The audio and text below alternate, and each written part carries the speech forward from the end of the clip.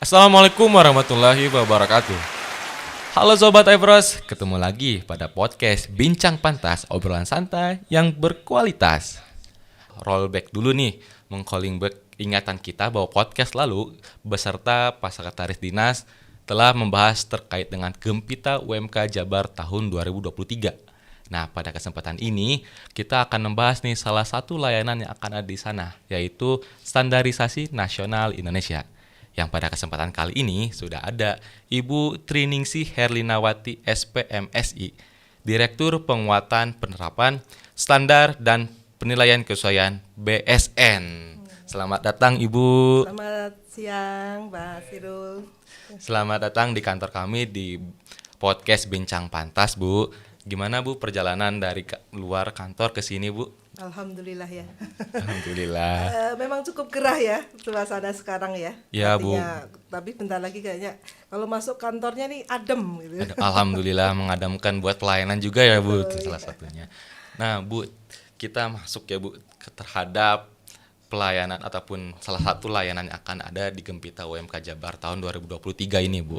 Salah satunya SNI. Nah, apa sih Bu SNI dan apa Bu manfaatnya bagi pelaku UMKM salah satunya Bu tuh? Ya, jadi gini Mas ya Dikul ya. Kalau SNI sendiri singkatan itu adalah Standar Nasional Indonesia. Nah, manfaatnya atau yang mungkin berkaitan dengan UKM ya, yang saat ini di layanan ini adalah kan kita dengar layanan terintegrasi ya. Nah, salah satunya adalah SNI Bina UMK. Nah, SNI Bina UMK ini tentu saja adalah bagaimana kita bisa mendapatkan SNI Bina UMK untuk membuktikan bahwa produknya ini, bahwa dia pelaku usaha itu menerapkan standar dalam memproduksinya ya. Apakah dia produksi itu tidak serta-merta barang sih Mas ya. Kalau UKM ini kan juga ada jasa dan lain, bahwa dia ini loh saya memproduksi dengan atau membuat jasanya itu memenuhi suatu standar nasional Indonesia. Nah, caranya itu kita bisa manfaatkan salah satunya SNI Bina UMK. Sekarang kan dimudahkan ya Mas ya, dalam perizinan layanan di OSS itu selain mendapatkan izin SNI NIB, untuk kalau kategori produknya risiko rendah itu bisa minta langsung SNI Bina UMK. Bina UMK ya Bu? Iya betul. Manfaatnya apa? Kalau terdaftar di dalam penggunaan SNI Bina UMK tersebut, selain dia berkomitmen menerapkan standar, dia bisa menggunakan tanda SNI Bina UMK di produknya. Nanti kemudian masuk ke ranah di mana nanti akan dibina, diberikan bimbingan baik pemerintah pusat atau pemerintah daerah untuk dibimbing berkomitmen terus menerapkan standar nasional Indonesia. Nah, kalau sudah berkomitmen sampai nanti dia membutuhkan penjaminan terhadap produknya, betul-betul ada jaminan mendapatkan SNI yang namanya adalah sertifikasi. Nah, sertifikasi SNI inilah yang kemudian bisa menaikkan bahwa membuktikan produknya itu betul-betul sudah dinilai oleh luar ini memenuhi SNI, sehingga nanti bisa meningkatkan jual dia ya, baik ke pasar ini. Kalau sekarang kalau UKM ini mau jualan, mana sih produknya yang memenuhi standar mutunya bagus, betul, gitu ya. Kan kalau hanya self declare orang belum tentu percaya kan Mas ya. Belum, bukan kalau self declare itu antara kita aja, bukan seperti dengan sekarang ya Bu. OSS itu ada yang namanya trust but verify kan Bu. Tapi betul, dalam pelaksanaannya lebih yang tervalidasi mungkin yang harus diverifikasi, salah satunya SNI yang harus diverifikasi ya Bu. Betul. Nah, untuk pelaku UMK nih Bu, kebanyakan juga nih Bu di luar sana pelaku UMK yang seperti apa sih Bu yang bisa ataupun mengharuskan mempunyai SNI Bu? Apakah saya nih misalkan punya teman atau saudara yang jualan bakso ataupun mie ayam di luaran sana, apakah saya tuh perlu SNI atau tidak gitu? Kriterianya ada nggak Bu, kriteria untuk pelaku UMK yang mengharuskan punya SNI? Iya, sebenarnya ada Mas ya. Tadi saya menjelaskan dulu, namanya standar nasional itu pada awalnya itu memang sukarela. Jadi tidak semua harus orang pelaku usaha itu wajib menerapkan. Nah, ada yang sifatnya sukarela, ada yang sifatnya wajib. Kalau sukarela ini, siapapun kalau yang membutuhkan standar itu bisa menggunakan SNI sebagai salah satu acuan atau menjadi pedoman dia. Ya. Nah itu tadi, makanya tadi bisa menggunakan salah satunya SNI Bina UMK, Mas. Nah kriteria untuk mendapatkan SNI Bina UMK ini sifatnya voluntary. Nah yang bisa mendapatkan itu kriterianya adalah mempunyai kode baku lapangan usahanya risikonya rendah. Nah, kemudian ada juga yang kalau risikonya tidak rendah tetapi tidak kemudian diwajibkan. Nah kalau wajib itu ranahnya ada regulasinya, Mas. Regulasinya oleh siapa? Kementerian Teknis. Contohnya kalau di sini mungkin yang mewajibkan dari Kementerian Perindustrian, ada yang Kementerian Pertanian. Baru kalau diwajibkan oleh kementerian itu berlakunya wajib, artinya mau nggak mau pelaku itu harus mendapatkan SNI itu supaya dia bisa istilahnya jualan lah gitu ya, karena itu menjadi kewajiban. Kenapa diwajibkan? Karena tadi tidak semua diwajibkan, yang diwajibkan yang memenuhi kalau ada kepentingan aspek keselamatan atau kesehatan ke masyarakat yang mengancam banyak orang nih, kayaknya pemerintah wah ini nggak bisa nih kalau nggak diatur wajib supaya melindungi masyarakat juga. Nah itu diwajibkan. Nah kriteria kalau sudah masuk regulasi yang diwajibkan, mau nggak mau memang pelaku usaha harus memperoleh SNI tersebut. Ya, tetapi perbandingan antara yang sukarela dengan yang wajib itu lebih banyak yang sukarela sebenarnya. Ya. Nah, jadi Sobat iPros nih, bagi Sobat iPros yang ingin mengajukan SNI, banyak juga nih tata caranya ataupun kriterianya bahwa SNI itu ada yang sukarela dan wajib. Kalau yang sukarela mungkin untuk ke Bina UMK nih, banyak juga keunggulan ataupun keuntungan UMK-UMK di luar sana yang bisa mendapatkan SNI Bina UMK. Nah, berarti banyak juga Bu, kalau saat ini Bu, yang paling banyak nih Bu yang mengajukan SNI Bina UMK itu sektor apa aja Bu? Ya, kalau yang di catatan kita memang masih banyak yang pangan. Ya, karena kan memang ini kan usaha kecil, yang dimaksud usaha yang mendapat perizinan SNI Bina kan pangan, kemudian pertanian karena memang sektor di kita banyak yang pertanian. Oh banyaknya memang lebih ke sektor pangan ya Bu, Mas. Makanan dan minuman mungkin banyak juga di sana pertanian ya banyak. Tapi sebenarnya ini tidak menutup kemungkinan ya, karena mungkin banyak juga yang kita punya binaan role model yang SNI yang sektor jasa, sektor kemudian industri, jadi tidak melulu barang gitu ya.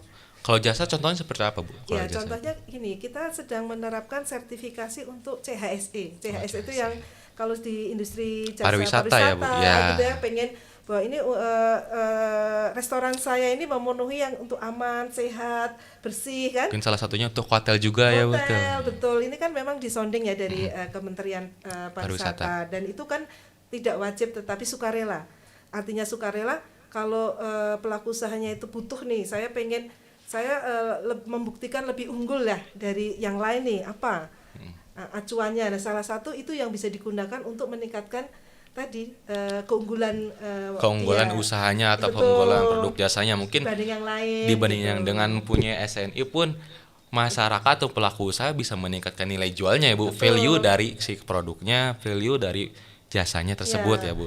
Bahkan kadang-kadang sukarelanya itu karena buyernya yang membutuhkan. Kalau kita mau masuk ke retail ya, maksudnya ke swalayan atau bahkan kalau buyernya yang mungkin dari luar itu butuh Pak, walaupun nggak wajib tapi mana buktinya gitu ya, apa sih jaminannya bahwa produknya berkualitas atau produknya aman. Nah salah satu penggunaan SNI lah yang bisa digunakan ya. Nah tadi udah banyak nih Bu, Ibu disebutin manfaat untuk pelaku UMK-nya nih Bu. Dan gimana Bu caranya mendapatkan, jangan-jangan untuk mendapatkan SNI-nya sulit Bu, jadi orang karena sulit saya nggak mau pakai SNI lah, saya udah bisa nih pakai berjalan sendiri tanpa SNI juga. Nah caranya gimana Bu? Ya ini kayaknya memang banyak ya sounding ya. Wah SNI itu kalau menerapkan SNI berat nih gitu ya, mahal lagi gitu ya. Ya mahal Bu, mahal nggak nih Bu? Nah ini yang kita perlu luruskan ya. Tadi kalau ada jenisnya yang sifatnya tadi untuk mendukung usaha mikro kecil tadi yang SNI Bina UMK itu gratis loh Mas. Gratis. Itu bahkan bisa langsung diakses di aplikasi OSS. Jadi SNI Bina UMK itu gratis, nggak ada berbayar dan bisa online. Bisa online juga. Nah, jadi itu prosesnya kalau Bapak Ibu bisa mengikuti di aplikasi OSS itu untuk yang kategori KPL-nya rendah. Ya itu tanpa biaya. Dan bahkan keunggulannya nanti kalau masuk database ini, dialah yang bisa nanti kita terus untuk dibina, mendapatkan akses informasi pembinaan. Karena kadang orang mau tahu ya, takut gitu ya, karena nggak tahu SNI, nggak tahu. Jadi mungkin ketakutan yang mungkin sebenarnya karena tidak mendapat informasi yang benar. Nah, kalau yang kemudian untuk meningkatkan pemahaman ini sebenarnya tidak terlalu berat. Nanti kita juga kerjasama nih, beberapa kerjasama untuk memberikan informasi kalau masuk ke Bina UMK atau mungkin mendapatkan apa sih SNI yang cocok untuk usaha saya. Betul. Nah, kemudian apakah saya perlu dibimbing? Kadang-kadang kan kalau hanya kita punya role model yang kolaborasi dengan berbagai sektor untuk dibimbing. Gitu. Kalau pembinaannya ini Bu, biasanya dalam berbentuk apa nih Bu? Apakah untuk semua sektor juga ada ranahnya untuk ataupun jalurnya untuk pembinaan, atau sektor tertentu saja Bu untuk dilakukan pembinaan dari BSN kepada pelaku UMK ini Bu? Sebenarnya justru kita membuka seluas-luasnya. Nah, tadi sampaikan kita tidak sendiri ya. Tadi ini kan banyak kita kolaborasi baik dengan pemerintah pusat atau tadi Kementerian Teknis ya. Bisa juga dengan pemerintah daerah, karena yang teman-teman di sini kita juga banyak kerjasama juga dengan perguruan tinggi untuk saling membina, dan kita buka role model dengan seluas-luasnya sektor Mas. Jadi nanti yang mungkin saat ini banyak yang pangan gitu ya, tapi kita sudah merambah nih, ada yang tadi salah satu yang menjadi pilot project yang di Jawa Barat contohnya pengolahan limbah sampah. Nah, ini butuh dukungan untuk mesin atau peralatan yang penggilingannya itu. Iya, namanya insenerator atau apa. Nah, ini bisa ditumbuhkan nih karena itu mendukung juga kan kebijakan di daerah. Nah, itu banyak tadi. Jadi kalau dibuka peluangnya tuh seluas-luasnya. Justru nanti kita bisa kolaborasi nih. Sektor mana membutuhkan standar apa? Nah, kita bisa bekerjasama melakukan pembinaan. Gitu. Ya, jadi tadi saya ulang ya Bu, bagi pelaku UMK nih, bagi yang tadi nggak nyimak juga atau yang ingin disampaikan kembali bahwa SNI ini mudah Bu, mudah, prosesnya online, gratis pula. Jadi bagi pelaku UMK juga lebih menggampangkan juga ya Bu untuk SNI yang Bina UMK ya, untuk Bina UMK ya. Satunya mungkin untuk Bina UMK gratis, mudah, bisa online lewat OSS pula, jadi cepat juga, dan ada pembinaan juga nih bagi SNI Bina UMK. Nah Bu, kalau untuk nih bagi pelaku UMK yang ingin mendapatkan SNI Bina UMK ataupun SNI yang wajib tadi, gimana sih Bu cara ataupun ada hotline-nya nggak Bu untuk menghubungi kemana, ataupun alur informasinya udah disiapkan di mana gitu Bu? Ya, kalau untuk jadi tadi kita bedakan dua ya Mas. Ada yang SNI Bina UMK sama SNI yang mungkin tadi untuk memenuhi izin yang sifatnya wajib.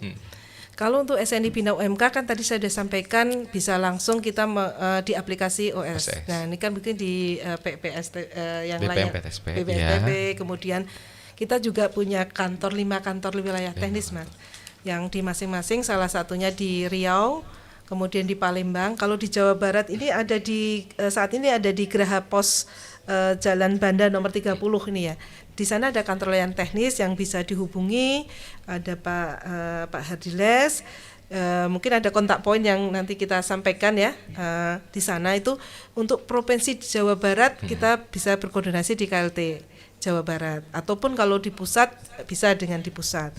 Kemudian kalau wilayah provinsi lain ada pas di Jawa Timur, kemudian di Makassar, dan nanti kita sedang penjajakan juga untuk membuka di beberapa provinsi lain. Nah, kalau masalah ini hotline ya, di nomornya ini 0811 8369285. Kalau berkaitan mungkin pengen tahu kok saya perlu yang SNI Bina UMK atau saya tadi ini ternyata harus yang wajib ya. Nah, kalau yang SNI Bina UMK tadi melalui aplikasi OSS. Nah, kalau SNI yang sifatnya menjadi perizinan wajib itu tidak masuk ke OSS Mas. Dia masuknya memang harus biasanya tergantung dari Kementerian Teknis, biasanya harus didapat dari lembaga sertifikasi produk. Nah, memang ini agak berbeda dengan SNI Bina UMK karena dia wajib harus dinilai oleh pihak ketiga ya yang kompeten. Yang menilai bukan BSN, yang menilai adalah lembaga sertifikasi produk tadi. Lembaga sertifikasi produk. Ya, kalau disingkatnya LS Pro gitu. LS Pro. Produk. Nah, untuk mendapatkan tanda SNI yang wajib tadi ke LS Pro, Mas. Nah, memang yang nanti dilakukan penilaian di sana, dia akan menilai produknya, menilai mungkin yang mereka miliki, sistemnya. Nah, baru itu yang nanti setelah ada penilaian uji produknya juga, tapi tidak semua ya. Ada yang mungkin diuji, ada yang enggak. Tergantung nanti dari regulasi dari kementeriannya. Karena itu nanti masing-masing lingkup berbeda. Nah, di sana baru dia mendapatkan namanya sertifikat tanda SNI. Sertifikat tanda SNI. Ya. Dengan SNI itu beda berarti ya? SNI kan standarnya berarti. Nah, bentuk pengakuannya kalau yang tadi untuk usaha mikro kecil tadi dengan SNI Bina UMK. Jadi penandaannya beda. SNI di bawahnya ada tulisan Bina UMK. Itu yang bisa tadi kita akselerasi melalui kemudahan berusaha melalui OSS untuk yang risiko rendah. Tetapi kalau itu risiko yang tadinya wajib atau mungkin sukarela tetapi kita membutuhkan jaminan yang lebih dari pihak ketiga, itu tanda SNI. Jadi tidak ada kalimat Bina UMK-nya. Nah, itu didapat dari lembaga aplikasinya kepada lembaga sertifikasi produk yang sudah diakreditasi oleh KAN. Nah, di sana penilaiannya nanti dia akan dinilai kalau memenuhi. Nanti yang menerbitkan kalau untuk yang sukarela melalui aplikasinya BSN. Tapi kalau nanti juga terdaftar wajib, berarti juga nanti dari Kementerian Teknisnya juga ke sana. Jadi memang ada dua nih ya model gitu ya. Gitu. Jadi ini teman-teman atau sobat iPros nih harus bisa membedakan nih, ada dua SNI atau yang pertama SNI Bina UMK dan SNI yang tadi yang dilakukan verifikasi oleh LS Pro ya Bu. Betul. Ya, banyak sekali nih Bu manfaat terkait dengan SNI bagi pelaku usaha ya, baik itu yang UMKM ataupun yang non UMKM ya. Salah satunya untuk meningkatkan jual diri dari pelaku usahanya ya Bu ya. Nah, ini saya juga mungkin supaya tidak terbebani yang tadi ya, bahwa wah saya kok takut ya. Sebenarnya kalau sifatnya sukarela, tadi kalau kemudahan itu masuk risiko rendah, UKM itu bisa manfaatkan langsung yang SNI Bina UMK. Tapi kalau ternyata kategorinya tidak risiko rendah, Mas ya, saya butuh standar. Ya bisa diterapkan dulu. Tapi tidak, kalau sudah diterapkan standarnya, saya menerapkan standar, tapi kalau menerapkan standar belum ada pembuktian dari lembaga sertifikasi tadi, dia belum bisa menggunakan tanda SNI-nya, tapi dia bisa menerapkan standar itu. Bisa menerapkan standarnya walaupun menerapkan standar dulu nih ya. Walaupun belum sertifikatnya belum keluar. Bisa kalau sukarela menerapkan standar boleh-boleh saja gitu. Aduh, ini Bu banyak sekali sebenarnya Bu yang ingin digali di dalam podcast Bincang Pantas kali ini Bu. Namun waktu mengharuskan memisahkan kita nih Bu. Nah Bu, biar silaturahmi tidak terputus nih Bu. Nah, nanti bagi pelaku UMK ataupun masyarakat yang ingin mendapatkan informasi terkait dengan SNI ini bisa datang ya Bu dengan kolaborasi kami antara DPMP TSP Jabar dengan BSN nih di acara Gembita UMK Jabar tahun 2023 pada tanggal 14 November nih teman-teman di Arca Manik, Kota Bandung. Nah, mungkin teman-teman Sobat iPros, itu saja informasi yang dapat kita sampaikan. Saya Muhammad Zikrul Anwar dan Ibu. Saya dipanggilnya Ningsih aja. Ibu Ningsih. Ibu Ningsih, terima kasih Ibu atas informasi yang telah dapatkan. Kembali lagi di podcast selanjutnya. Bincang Pantas, obrolan santai yang berkualitas. Dadah.